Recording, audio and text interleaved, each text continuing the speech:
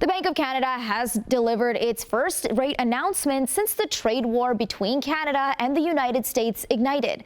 While Governor Tiff Macklem cut the bank's policy rate by 25 basis points, he acknowledged the country is facing a new crisis, saying Canada's central bank would not be able to offset the impacts of a major trade conflict. The announcement comes as the federal government rolls out yet another countermeasure, responding to today's 25% tariff deadline on steel and aluminum imposed by President Trump. Steel and aluminum tariffs, that's today, right? Autos coming April 2nd, semiconductors, pharmaceuticals, things that America must have.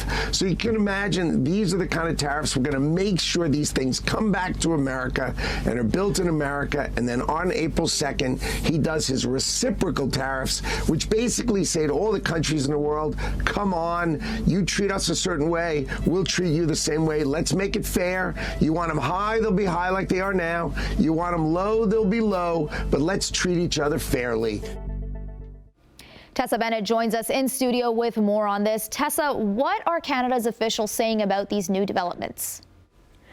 Manisa, Tiff Macklem delivered the news of the rate cut while pointing out the Canadian economy had actually grown by more than 2% in the fourth quarter of 2024, despite the incoming tariffs. But he said the bank would be cautious going forward, and Finance Minister Dominic Leblanc said this exchanging of import taxes is becoming a national security issue.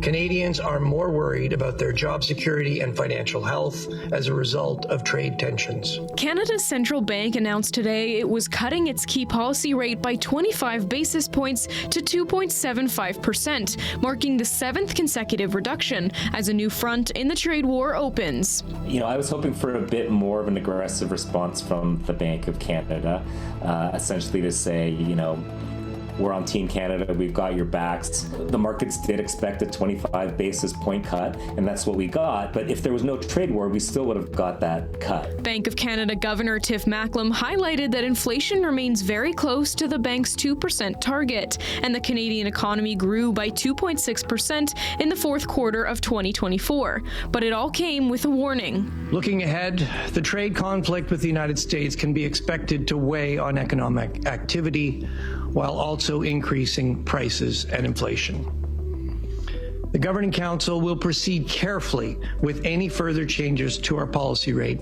The rapidly growing trade war Canada is engaged in with the United States is creating uncertainty in the Canadian markets as the terms and conditions of Trump's tariffs continue to change. I'd say the outlook for the next rate decision is probably another cut. And given what we've seen today, another 25 basis point cut, simply to kind of almost keep the momentum going. Overnight, Canada was hit with 25% tariffs on steel and aluminum, though Trump had originally promised 50%.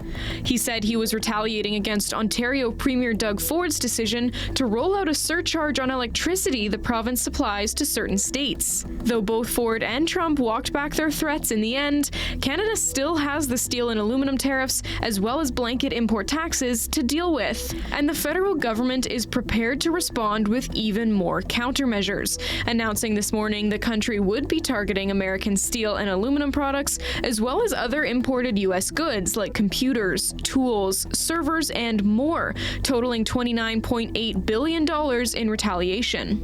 The U.S. administration is once again inserting disruption and disorder into an incredibly successful trading partnership and raising the costs of everyday goods for Canadians and American households alike. Finance Minister Dominic Leblanc is gearing up for a trip to Washington tomorrow with Premier Ford to discuss methods of de-escalation as the trade war threatens to send both countries into a recession. The conversation tomorrow will be what can we do to deal with this completely unjustified application of tariffs to steel and aluminum from Canada that came into effect today.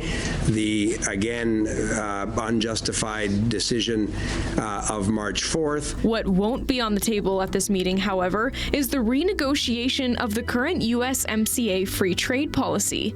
This agreement was hammered out during Trump's first term and was referred to by the president at the time as the best trade deal ever made by the U.S.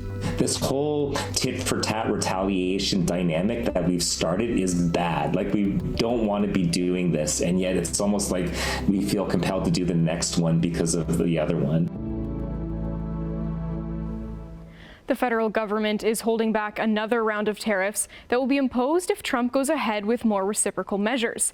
And in an interview today, U.S. Commerce Secretary Howard Lutnick said the states had no intention of backing down on steel and aluminum tariffs.